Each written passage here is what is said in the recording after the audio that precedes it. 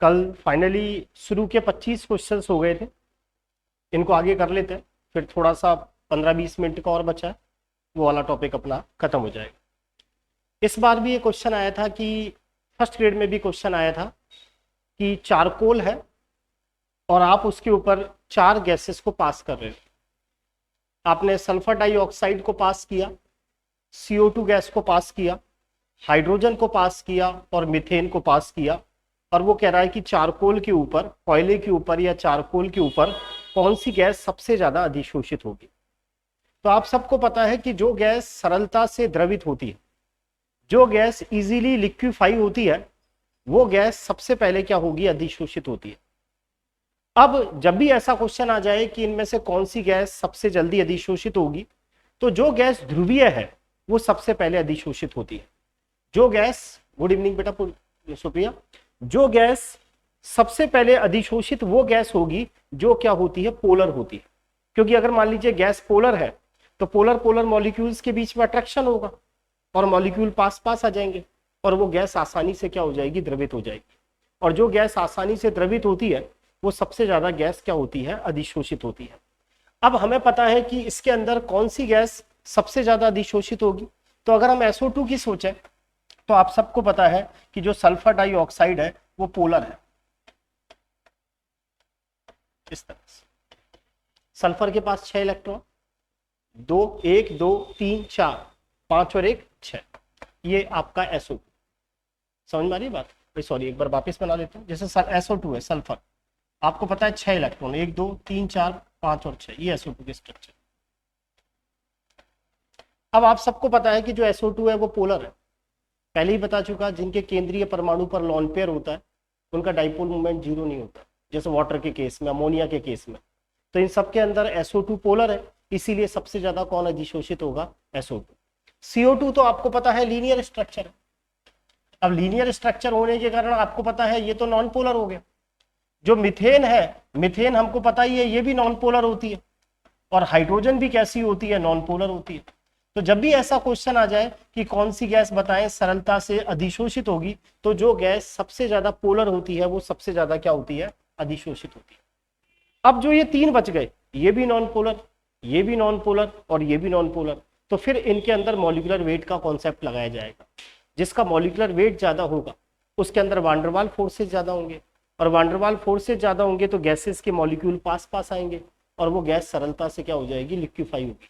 तो इनके अंदर आपको पता है सबसे ज्यादा तो अधिशोषित होगी SO2, सेकंड नंबर पर नंबर आएगा CO2 का, थर्ड नंबर पर नंबर आएगा मीथेन का, और फोर्थ नंबर पर किसका आएगा, हाइड्रोजन का।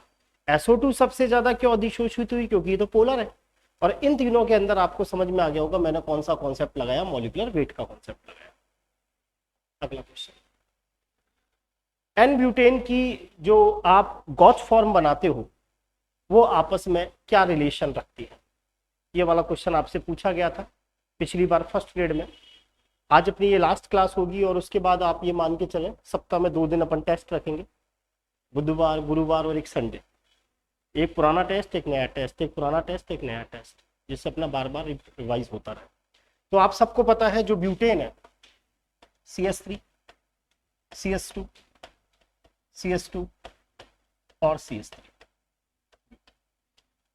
मैंने इस फ्रंट कार्बन को अल्फा मान लिया और बैक कार्बन को मान लिया बीटा। ठीक, अब आप सबको पता है अल्फा, ये रहा कार्बन आपका, ये अल्फा कार्बन, और ये आपका कौन सा कार्बन है, बीटा। इस अल्फा कार्बन से आपको पता है एक तो मैथिल जुड़ा हुआ है और 2 क्या जुड़े हुए हैं, हाइड्रोजन।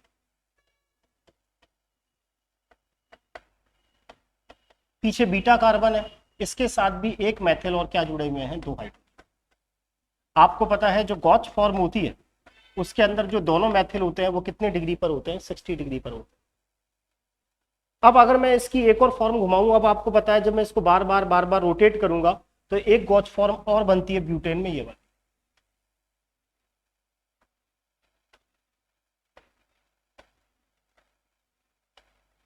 और आप सबको पता है ये दोनों गॉच फॉर्म आपस में क्या है, एक दूसरे के एनेंशियोमर्स है, या एक दूसरे की क्या है, मिरर इमेज है।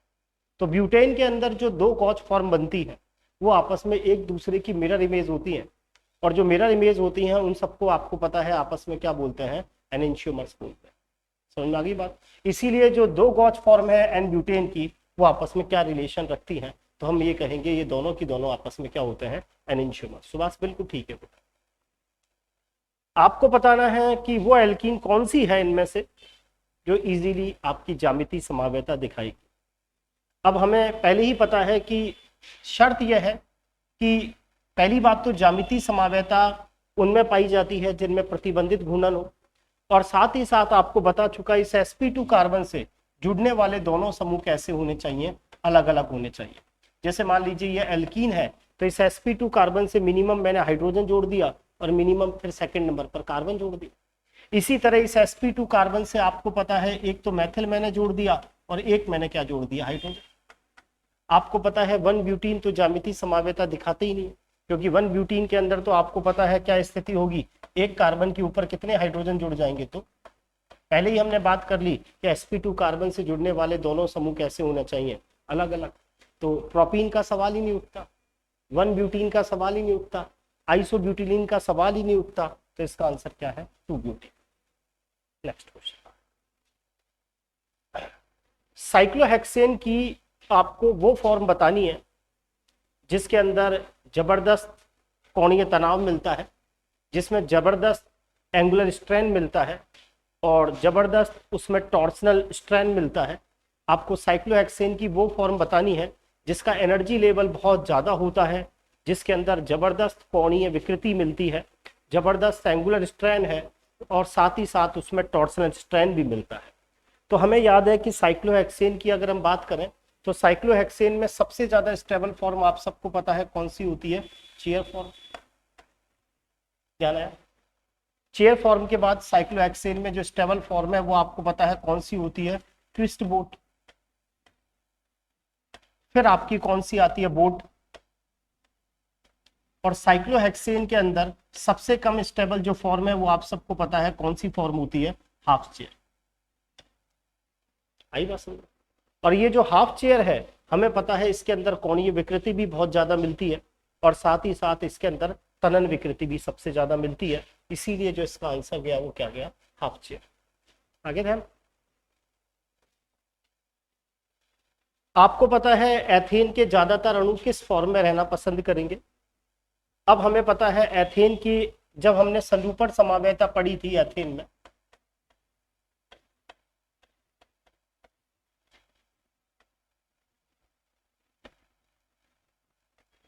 इसको तो हमने कहा था इक्लिप्स, और 60 डिग्री पर जब रोटेट कर देते हैं तो स्टैगर्ड, और 0 और 60 के बीच में जो है वो स्क्यू फॉर्म है। और हमें पता है एथेन के अंदर जो सबसे ज्यादा स्टेबल फॉर्म है वो स्टैगर्ड है, सेकंड नंबर पर स्क्यू है और लास्ट में इक्लिप्स होती है। तो ज्यादातर जो अणु है वो उसी फॉर्म में रहना पसंद करते हैं जो फॉर्म सबसे ज्यादा स्टेबल होती है।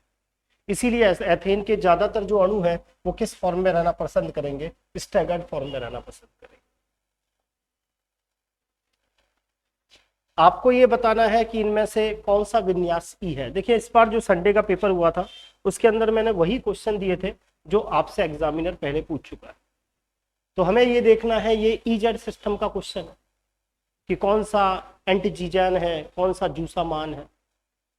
तो ये sp2 कार्बन, इससे दोनों ग्रुप अलग अलग जुड़े हुए हैं। तो हमें पता है sp2 कार्बन से जुड़ने वाले दोनों समूहों की प्रायोरिटी डिसाइड करते हैं। उसकी प्रायोरिटी ज्यादा होती है जिसका परमाणु क्रमांक ज्यादा होता है। हाइड्रोजन का तो 1 है और क्लोरीन का 17। यहाँ क्लोरीन और ब्रोमीन में आपको पता है ब्रोमीन का परमाणु क्रमांक ज्यादा है, क्लोरीन का 17, ब्रोमीन का 35।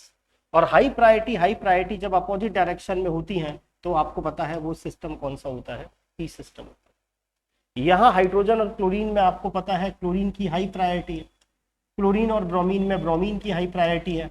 हाई प्रायोरिटी सेम डायरेक्शन में है, ये तो जेड सिस्टम है। यहाँ कार्बन है, यहाँ ब्रोमीन है, तो ब्रोमीन की हाई प्रायोरिटी है। हाइड्रोजन और क्लोरीन में क्लोरीन की हाई प्रायोरिटी है, जेड सिस्टम। इसके अंदर इस कार्बन की हाई प्रायोरिटी है, क्लोरीन और ब्रोमीन में ब्रोमीन की हाई प्रायोरिटी है। हाई प्रायोरिटी जब सेम डायरेक्शन में होते हैं तो कौन सा सिस्टम है, जेड। और हाई प्रायोरिटी अपोजिट डायरेक्शन में है तो कौन सा है, ई सिस्टम।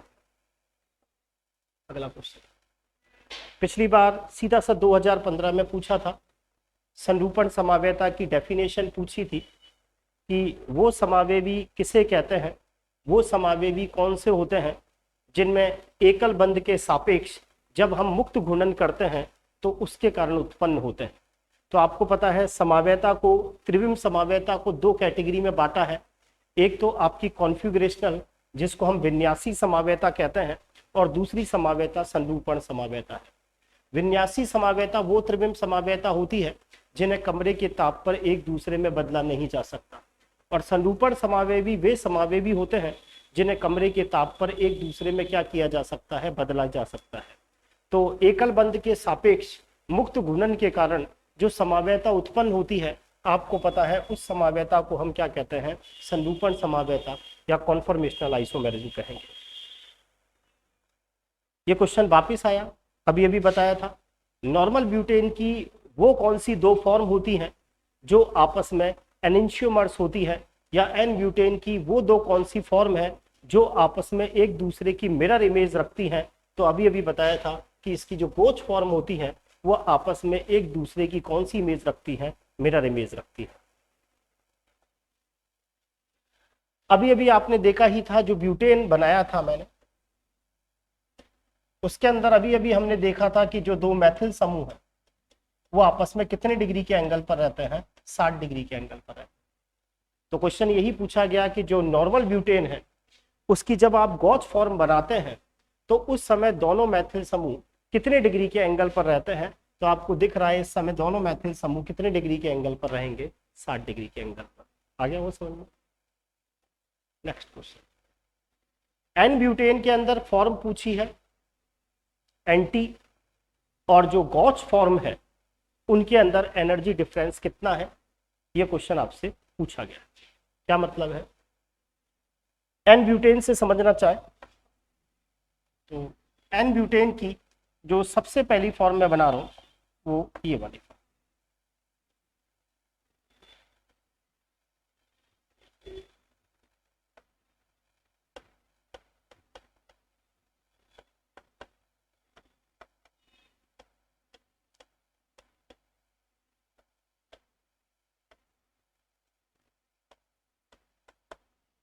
आ गया होगा ध्यान। ये एन ब्यूटेन की जो ये वाली फॉर्म है, इसको आप सबको पता है क्या कहते हैं, पूर्ण ग्रसित फॉर्म बोलते हैं, या मैं ये कहूं कि इसे फुली इक्लिप्स फॉर्म बोलते हैं, पूर्ण ग्रसित फॉर्म। आया ध्यान। अगर मैं इनका एनर्जी का ऑर्डर देखें, ये तो एनर्जी है, एनर्जी लेवल है, और ये थीटा है, जिस एंगल पर आप इसको रोटेट करते जाते। तो सबसे पहले मैंने ब्यूटेन की ये फॉर्म बनाई, और ये वाली फॉर्म आपको पता है पूर्ण ग्रसित है, या मैं कहूँ फुली इक्लिप्स है, या इसका एक नाम और होता है सिन पेरिप्लेनर। ये वाली जो फॉर्म है उस समय आपको पता है वांडरवाल रिपल्सन भी सबसे ज़्यादा है। आगे वाले बॉन्ड और पीछे वाले बॉन्ड के इलेक्ट्रॉन्स जो हैं उनके बीच में रिपल्सन यानी टॉर्शनल जो स्ट्रैंड है वो भी कैसा है, मैक्सिमम है। तो ये वाली जो फॉर्म है इसका एनर्जी लेवल सबसे ज़्यादा होगा, यानी ये ग्राफ यहाँ से चालू हो रहा है, इस समय एंगल 0 डिग्री है। जब मैं इसको 60 डिग्री पर यहाँ रोटेट करूंगा तो आपको पता है कौन सी फॉर्म बनेगी, 60 डिग्री पर जब दो मेथल लगे होते हैं तो वो इसकी गॉस फॉर्म बन जाएगी। गॉस फॉर्म की एनर्जी थोड़ी सी कम होगी। वापस 60 पर रोटेट करूंगा तो आपको पता है इस हाइड्रोजन के ऊपर मेथल आ जाएगा, तो आपको पता चल गया होगा पार्शियल इक्लिप्स बन जाएगी। फिर आपको पता है वापस रोटेट करूंगा तो ये मेथल यहाँ आ जाएगा, anti form, anti periplanar form बन जाएगी, और एंटी पेरीप्लेनर फॉर्म की जो एनर्जी है वो सबसे कम होती है। इस तरह से ग्राफ चलेगा। आ रहा समझ। अब उसने कहा ये जो एंटी फॉर्म है ये एंटी फॉर्म, और ये वाली फॉर्म थी गॉच, ये थी हमारी आंशिक ग्रसित, और ये है पूर्ण ग्रसित। तो इस वाली एनर्जी को मैंने मान लिया ये एनर्जी होती है 0, क्योंकि ये वाली फॉर्म सबसे ज्यादा स्टेबल फॉर्म, एंटी पेरीप्लेनर या एंटी फॉर्म। सेकंड नंबर पर इससे ये जो एंटी के बाद आपको पता है स्टेबिलिटी किसकी ज्यादा होती है, गॉस। आ रहा है समझ में। ये जो गॉस और एंटी है इनके बीच में जो एनर्जी डिफरेंस होता है वो करीबन करीबन होता है 0.8 किलो कैलोरी प्रति। अगर हमसे पूछा जाए ये जो एंटी फॉर्म है और ये जो हमारा पार्शियल इक्लिप्स फॉर्म थी, इनके बीच में जो एनर्जी डिफरेंस है वो करीबन करीबन 3.6 किलो कैलोरी प्रति मोल होता है। और ये जो फुल इक्लिप्स है या मैं जिसे सिंक पेरिप्लेनर कहा या पूर्ण ग्रसित, और मुझसे कहा जाए ये जो आपकी एंटी फॉर्म है, इनके बीच में जो एनर्जी डिफरेंस होता है वो करीबन करीबन 5.3 किलो कैलोरी प्रति मोल का होता है। तो समझ में आ गया होगा, नॉर्मल ब्यूटेन के अंदर जो इसकी एंटी फॉर्म है और जो ये गॉच फॉर्म है, इनके बीच में जो एनर्जी डिफरेंस होता है वो करीबन करीबन कितना होता है, 0.8 किलो कैलोरी प्रति। आ गया होगा समझ में। नेक्स्ट क्वेश्चन, जेड विन्यास पूछ रहा है, इनमें से जेड विन्यास कौन सा है? हाइड्रोजन और कार्बन, कार्बन का परमाणु क्रमांक ज्यादा, हाई प्रायोरिटी इसकी होगी। क्लोरीन का 17, ब्रोमीन का 35, हाई प्रायोरिटी इसकी होगी। इसमें carbon high priority, bromine high priority, P system. इसमें bromine high priority, chlorine high priority, P system. Chlorine high priority, bromine high priority, P system. Alpha glucose और beta glucose आपस में क्या है? तो पहले ही बात कर ली थी कि जो अल्फा ग्लूकोज और बीटा ग्लूकोज है वो आपको पता है आपस में डाइस्टीरियोमर्स होता है। बताया था ना, अल्फा डी ग्लूकोज और बीटा डी ग्लूकोज, बायोमोलिक्यूल्स पढ़ाया हुआ है, और बताया है अल्फा डी ग्लूकोज और बीटा डी ग्लूकोज आपस में क्या होता है, डाइस्टीरियोमर्स होता है। इसकी स्ट्रक्चर भी थोड़ा सा याद करने की कोशिश करेंगे तो हमने इस तरह से पढ़ी थी, याद हो जाए।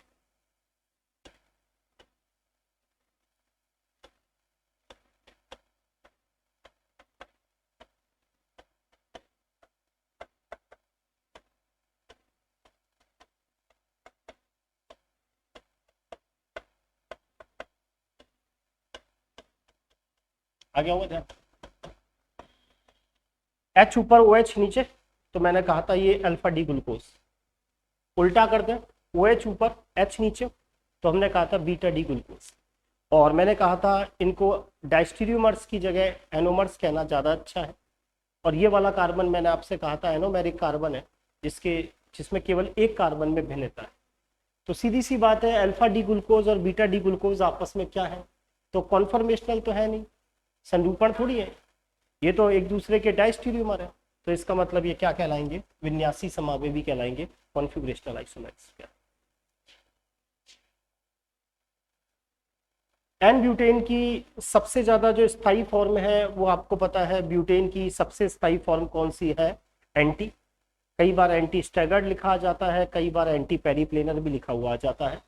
और सबसे कम स्थायी जो होती है वो आपको पता है फुली इक्लिप्स होती है, या कई बार उसको सिल पेरिप्लेनर भी लिखा हुआ जाता है। एक प्रकाशिक सक्रिय यौगिक है, कहने का मतलब एक ऑप्टिकल आइसोमर्स है, एक आर फॉर्म है और एक एस फॉर्म है। तो ये दोनों एक दूसरे की मिरर इमेज होती हैं, ये एनेंशियोमर्स है। तो जो एनेंशियोमर्स होते हैं उनकी फिजिकल और केमिकल प्रॉपर्टी सेम होती है। एनेंशियोमर्स जो होते हैं, मान लीजिए एक R2 ब्यूटेनॉल है और एक L2 ब्यूटेनॉल है, तो उनकी फिजिकल और केमिकल प्रॉपर्टी में कोई अंतर नहीं होता। बस दोनों में किस बात का अंतर होता है, प्लेन पोलराइज लाइट को एक तो क्लॉकवाइज घुमाएगा और एक कैसा घुमाएगा, एंटी क्लॉकवाइज घुमाएगा। तो इसने कहा कि प्रकाशिक सक्रिय यौगिक है एक, उसकी एक फॉर्म तो R है और एक फॉर्म S है, तो वो आपस में किस बात में भिन्न होंगे। तो ध्यान रखें, जो एनेंशियोमर्स होते हैं उनकी प्रॉपर्टीज एक जैसी होती है, आर की जैसी प्रॉपर्टी होती है, वैसी ही एस की प्रॉपर्टी होती है।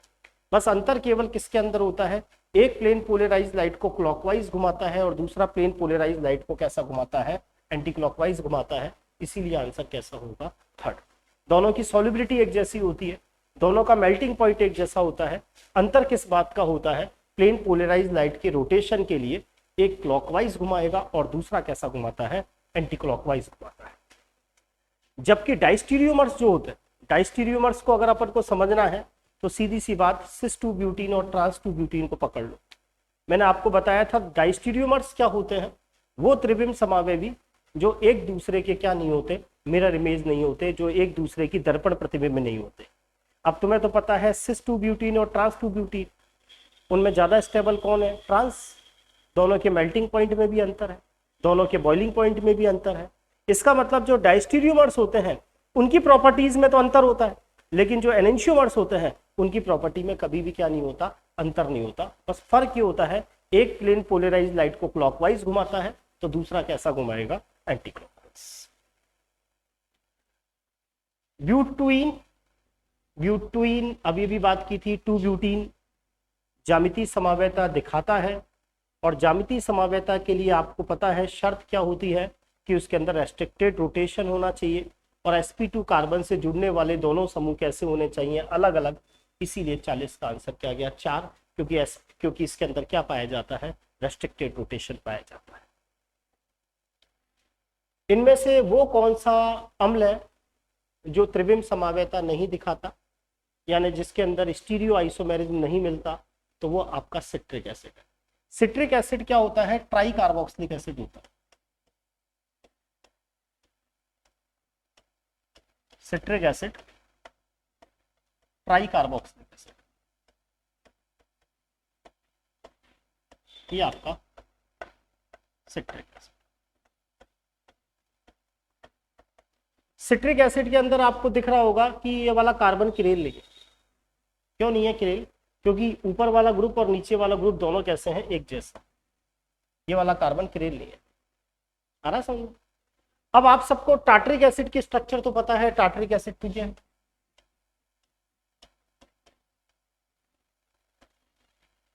तो हम तो पहले ही पढ़ चुके कि जो टार्टरिक एसिड है इसके अंदर तो 2 किरेल कार्बन है, तो ये तो प्रकाशिक समावेता दिखाएगा टार्टरिक एसिड। लैक्टिक एसिड आप सब जानते हैं, लैक्टिक एसिड में तो 1 किरेल कार्बन होता है, तो ये आपकी प्रकाशिक समावेता दिखाता ही है लैक्टिक एसिड। फ्यूमेरिक एसिड आपको पता है 2 स्थिति होती है, एक तो मैलाइक एसिड और एक फ्यूमेरिक एसिड। मैलाइक एसिड तो सिस फॉर्म होती है और फ्यूमेरिक एसिड कैसी होती है, ट्रांसफॉर्म होती है। अब ये क्वेश्चन ये है कि इसमें से कौन सा ऐसा कंपाउंड है जो त्रिविम समवेता नहीं दिखाता, तो सीधी सी बात है फ्यूमेरिक एसिड में तो ज्यामितीय समवेता मिलेगी। अरे हाँ या ना। लैक्टिक एसिड में आपको दिख ही रहा है कि लैक्टिक एसिड में क्या मिलेगी, आपकी प्रकाशिक समवेता मिलेगी, और टार्टरिक एसिड के अंदर भी हमें पता है प्रकाशिक समवेता देखने को मिलेगी। लेकिन जो आपका सिट्रिक एसिड है उसके अंदर ना तो कोई किरेल कार्बन है और ना इसके अंदर कोई रेस्ट्रिक्टेड रोटेशन है, इसीलिए इसका आंसर क्या गया 1। इनमें से वो कौन सा एसिड है जो त्रिविम समवेता नहीं दिखाता, इसीलिए इसका आंसर क्या गया 1। उम्मीद करता हूं समझ में आ गया।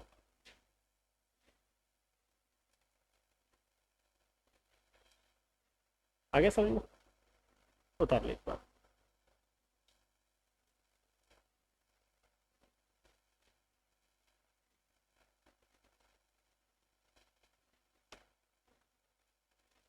एक बार आपको क्या एग्जाम्स के क्वेश्चन तो कम से कम सारे रटे होने चाहिए। कौन सा बेटा, ये तो लैक्टिक एसिड है, लैक्टिक एसिड, और ये आपका फ्यूमेरिक एसिड है। फ्यूमेरिक एसिड ट्रांसफॉर्म होती है, और इसका जो ज्यामितीय समावेवी बनाते हैं वो मैलाइक एसिड होता है। मैलाइक एसिड और फ्यूमेरिक एसिड आपस में ज्यामितीय समावेवी होते हैं। मैलाइक एसिड सिस होता है और फ्यूमेरिक एसिड ट्रांसफॉर्म होता है, ये ट्रांस ही तो है। आगे समझना, चलो नेक्स्ट क्वेश्चन। अभी अभी बताया था कि जो अल्फा डी ग्लूकोज और बीटा डी ग्लूकोज है वो आपस में एनोमर्स कहलाते हैं। बेस्ट आंसर एनोमर्स ही होता है, और अगर ऑप्शन में एनोमर्स ना हो तो फिर हम डायस्टीरियोमर्स कहते हैं।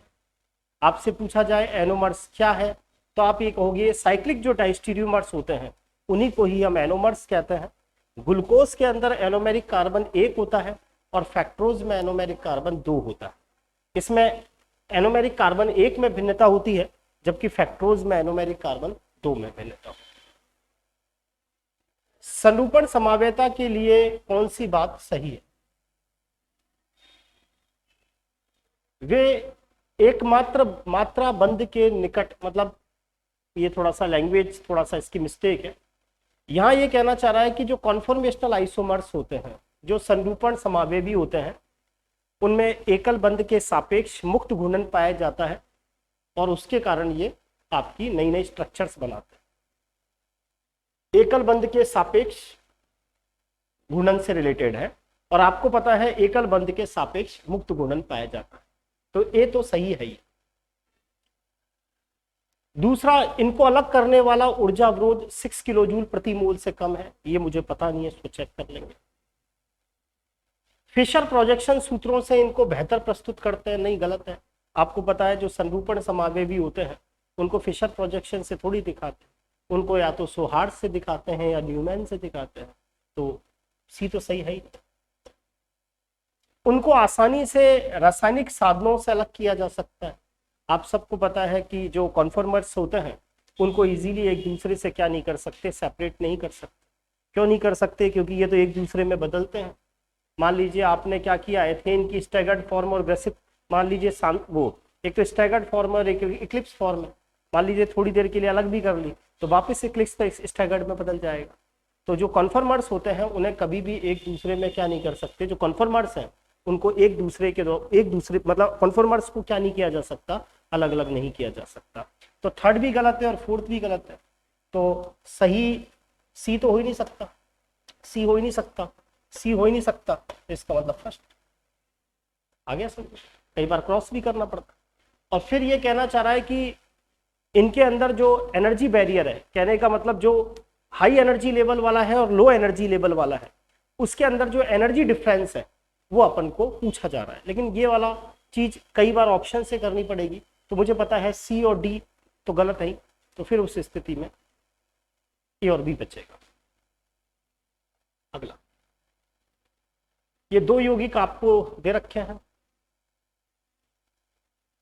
फिशर प्रोजेक्शन है, ये वाली चीज दोनों को उलट दिया, जब पूर्ण रूप से पलटी मार दें तो आपको पता है ये दोनों एक दूसरे के क्या कहलाएंगे, एनेंशियोमर्स कहलाएंगे। आगे था, एक को बदले एक को ना बदले तो फिर वो डायस्टीरियोमर्स कहलाता। चाहो तो आप इसको चेक भी कर सकते हो, एक आर फॉर्म आएगी तो दूसरी इधर क्या आएगा, एस, इधर आर आएगा तो इधर क्या आएगा, एस आएगा। हाँ, इधर मैथिल थोड़ी है, एक मैथिल है और एक एथिल, तो ये थोड़ी है, इसके अंदर कोई प्लेन अपन ये थोड़ी कहेंगे कि इसके अंदर साहब सममित तल प्रेजेंस ऑफ सिमेट्री थोड़ी प्रेजेंस है। आ रहा है समझ में? तो ये वाली फॉर्म और ये वाली फॉर्म, मैंने आपको कहा था जब अपन इनको बदल देते हैं आपस में, ये भी आपने पलट दिया और ये भी पलट दिया, तो अगर आर फॉर्म ये है तो 100% ये किस में बदल जाएगा, एस में। और ये आर है तो ये भी किस में बदल जाएगा, एस में। इधर आर हो इधर भी एस हो, इधर आर हो इधर भी एस हो, पूरे की पूरे चेंज हो जाए, तो मैंने आपको कहा था उनको क्या बोलते हैं, एनेंशियोमर्स कहते हैं। नेक्स्ट क्वेश्चन, कौन सा कथन गलत है? Conformational isomers of butane are easily interconvertible, कि जो ब्यूटेन के जो संरूपी समावेवी बनते हैं उनको वो आसानी से एक दूसरे में परिवर्तनीय होते हैं। बिल्कुल सही बात है। अब ये भी कहा था कि जो संरूपी समावेवी होते हैं वो आसानी से एक दूसरे में क्या हो जाते हैं, अंतर परिवर्तित हो जाते हैं, क्योंकि कमरे के ताप पर इतनी एनर्जी उपलब्ध होती है कि वो सिंगल बॉन्ड के सापेक्ष जुड़ने वाले ग्रुप्स को क्या कर देती है, रोटेट कर देती है। इसीलिए इसका आंसर नंबर 1 सही है। आपको पता है जो ज्योमेट्रिक आइसोमर्स होते हैं,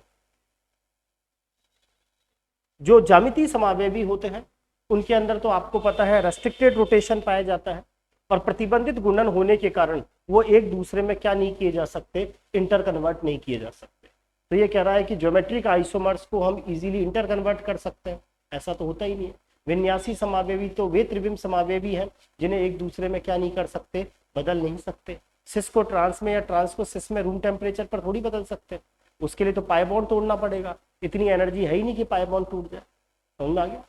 तीसरा पॉइंट, 1 ब्यूटीन का जो कॉन्फॉर्मेशनल है वो इजीली चेंज किया जा सकता है और conformational of 2 butene is readily change to another. देखें इसमें फर्स्ट भी ठीक है। अच्छा, इसमें से पूछा इनमें से कौन सा कथन गलत है, ये पूछा है क्या गलत? हाँ, तो गलत की बात कर रहा है तो फिर गलत तो सेकंड होगा। ये भी सही है, ये भी सही। कन्फर्मेशनल तो जहां सिंगल बॉन्ड है वहां तो मिलेगा ही ना, एकल बंद है वहां तो मिलेगा ही। अगर जैसे 1 ब्यूटीन है, 1 ब्यूटीन ये वाली फॉर्म, ये तो रोटेट कर ही सकता है, ये तो रोटेट कर ही सकता है ना, ये वाला सिंगल बॉन्ड तो इसने कहा है कि इनमें से कौन सा कथन गलत है? Conformational isomers of butane are easily interconvertible, ये तो ठीक है। फिर ये कह रहा है कि जो ज्योमेट्रिकल आइसोमर्स होते हैं उनको हम इजीली एक दूसरे में बदल सकते हैं, ये बात तो गलत। ज्योमेट्रिकल आइसोमर्स एक दूसरे में बदले थोड़ी जा सकते हैं, सिस को ट्रांस में या ट्रांस को सिस में थोड़ी बदल सकते हो, अरे बदल सकते हो क्या? तीसरा ये कह रहा है कि अगर इसका कॉन्फर्म, आप इसको इससे मत देखो, ज्यामिति से मत देखो, जो conformational of one butene is readily change to another. अब देखो इसने कहा है, इसमें क्या है, ये कह रहा है कि जो ज्यामितीय समावेवी हैं उनको एक दूसरे में बदला जा सकता है। यहां ज्यामितीय समावेयता की बात नहीं कर रहा, क्योंकि वन ब्यूटीन तो आपको पता है ज्यामितीय समावेयता दिखाता ही नहीं। यहां कह रहा है कि जो वन ब्यूटीन है उसके अंदर जो सिंगल बॉन्ड है उसके अंदर भी क्या मिल सकता है, रोटेशन मिल सकता है, और रोटेशन के कारण उसके अंदर भी नई नई फॉर्म क्या हो सकती है, बन सकती है। अरे बात समझ में आ गई बात, इसीलिए इसका आंसर क्या गया, सेकंड। नेक्स्ट, वो त्रिविम समावेवी जो एक दूसरे की मिरर इमेज होते हैं, आपको पता है उन्हें क्या कहते हैं, एनेंशियोमर। और वो त्रिविम समावेवी जो एक दूसरे के दर्पण प्रतिबिंब नहीं होते उन्हें आपको पता है क्या बोलते हैं, डायस्टेरियोमर। लैक्टिक एसिड के अंदर प्रकाशिक समावेवी पूछ रहा है, तो आपको पता है जो लैक्टिक एसिड है इसके अंदर एक किरेल कार्बन है, और जब एक किरेल कार्बन होता है तो जो किरेल कार्बन जब एक होता है और आपसे पूछा जाए प्रकाशिक समावेवियों की संख्या, तो फॉर्मूला होता है 2 की पावर n। n यहाँ किरेल कार्बन की संख्या है, क्योंकि इसके अंदर एक ही किरेल कार्बन है, इसीलिए इसके अंदर जो प्रकाशिक समावेवी बनेंगे वो कितने बनेंगे, 2। एक डी फॉर्म बनेगी और दूसरी क्या बनेगी, एल फॉर्म। अगला क्वेश्चन, इनमें से कौन सी बात सही है, कौन सा स्टेटमेंट सही है, या कौन सी स्टेबिलिटी ऑर्डर सही है। तो पहले ही हम बात कर चुके हैं कि एल्कीन की स्टेबिलिटी अल्फा हाइड्रोजन से देखते हैं, जिसके अंदर अल्फा हाइड्रोजन ज़्यादा होंगे वो एल्कीन ज़्यादा स्टेबल होगी। तो सीधी सी बात है, 2 पेंटीन और 1 पेंटीन में 2 पेंटीन ज़्यादा स्टेबल होगी क्योंकि इसमें अल्फा हाइड्रोजन ज़्यादा है। और सिस और ट्रांस में आपको पता है ज़्यादा स्टेबल कौन होता है, ट्रांस, देन सिस, और फिर आपका कौन आएगा, 1 पेंटीन आएगा। एल्कीन की stability directly proportional alpha hydrogen की संख्या, और जब अल्फा हाइड्रोजन बराबर आए और तो सिस और ट्रांस में कौन ज्यादा स्टेबल होता है, ट्रांस। ये वाला क्वेश्चन अधूरा रह गया था। 1,2-डाइमेथिल साइक्लोहेक्सेन द्वारा निरूपित स्थायी संरूपी समावेवियों की क्या संख्या होगी। अब आपसे ये कह रहा है, ये साइक्लोहेक्सेन है, एक नंबर पे मैथिल है और 2 नंबर पे मैथिल है। तो 1,2-डाइमेथिल की आप 2 फॉर्म बना सकते हो। एक फॉर्म तो आपको पता है सिस फॉर्म बनेगी, और दूसरी कौन सी फॉर्म बनेगी, ट्रांसफॉर्म बनेगी। लेकिन हमसे ये संरूपी समावेदी की बात कर रहे हैं, संरूपी, संरूपण समावेयता की। अब आपको पता है कि जो साइक्लोहेक्सेन है, साइक्लोहेक्सेन की ये वाली फॉर्म चेयर फॉर्म, इसके अंदर ये वाला हाइड्रोजन एक्सियल, ये इक्वेटोरियल, ये एक्सियल, ये इक्वेटोरियल। आगे जाए, सिस कैसे बनाते हैं, सिस में आपको पता है ये वाला एक्सियल पर, और इधर वाले मैथिल को कहाँ रखना पड़ेगा, इक्वेटोरियल। आगे होगा ध्यान, सिस फॉर्म में ये एक्सियल पर 1 नंबर पे और 2 नंबर पर क्या, इक्वेटोरियल। यानी इसकी एक ही कंडीशन बनेगी, एक्सियल और इक्वेटोरियल। ये भी कर सकते थे, यहाँ मैथिल एक्सियल पर आ जाता और यहाँ मैथिल किस पर आ जाता, इक्वेटोरियल पर। तो ये वाली इसकी फॉर्म कौन सी फॉर्म हो गई, सिस फॉर्म। अगर मैं इसकी ट्रांसफॉर्म बनाऊं तो आपको पता है ट्रांसफॉर्म में कैसे बनाता है इसकी, ट्रांसफॉर्म इसकी 2 फॉर्म बन सकती है। या तो मैं दोनों मैथिल को कहां रख देता, दोनों मैथिल को मैं कहां रख देता, एक्सियल पर, या दोनों मैथिल को कहां रख देता, इक्वेटोरियल। तो जो 1,2-डाइमेथिल साइक्लोहेक्सेन है उसके आप 3 संरूपी समावेवी बना सकते हो। या तो आप दोनों मैथिल को इक्वेटोरियल पर रख दो, या दोनों मैथिल को एक्सियल पर रख दो, या एक को एक्सियल पर और एक को किस पर रख दो, इक्वेटोरियल पर। इनमें सबसे ज्यादा stable equatorial, equatorial, second number पर एक्सियल, इक्वेटोरियल, और सबसे कम स्टेबल कौन होगा, एक्सियल, एक्सियल। इसीलिए इसका जो आंसर गया वो क्या गया, आगे होगा समझ में। उम्मीद करता हूं आपके समझ में आ गया होगा।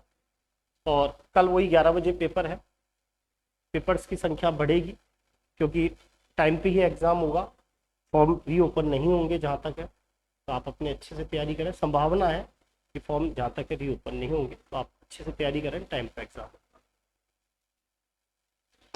अभी 5 मिनट बाद पेरिसाइक्लिक का 20-25 मिनट का बचा हुआ है, वो कंप्लीट करता है और फिर सोमवार से टेस्ट पेपर सॉल्यूशन मैं आपको लिख वो व्हाट्सअप कर दूंगा, इतने बजे टेस्ट पेपर का सॉल्यूशन होगा, इतने बजे ये होगा, ठीक है। अभी 5 मिनट बाद वापस क्लास।